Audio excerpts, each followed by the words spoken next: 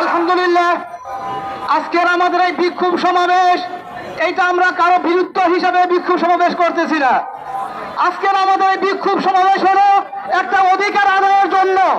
আজকের এই বিক্ষোভ সমাবেশ মানবতার অধিকার আদায়ের জন্য। আজকের এই বিক্ষোভ সমাবেশ বাংলাদেশের অস্তিত্ব রক্ষার জন্য। পৃথিবীর ইতিহাসের মধ্যে, পৃথিবীর ইতিহাসের সাক্ষ্য দেয়, যখনই তাদের মানুষ তার নিজের অধিকার বাদ দিয়ে অতিরিক্ত কোনো কিছু চাওয়ার চিন্তা করে, সেই জাতি ধ্বংস হয়ে যায়। সুতরাং 3 মে উপলক্ষে বিক্ষোভ সমাবেশের, আজকের এই বিক্ষোভ সমাবেশের যে অধিকারের জন্য আমাদেরকে ডাকা হয়েছে, যদি আমাদের এই অধিকারের ক্ষেত্রে সরকার বা কোনো এনজিও যদি প্রতিবাদ করে বিরোধিতা করে, আমাদের মুরব্বীরা আমাদের যখনই যেই কাজের জন্য আহ্বান করে, আমরা সেই কাজের জন্য সবাই প্রস্তুত আছে কিনা বলে সবাই ইনশাআল্লাহ। প্রয়োজন বোধ আমরা সময় দিব, অর্থ দিব, আমাদের নিজের জীবন বিলিয়ে দিব ইনশাআল্লাহ।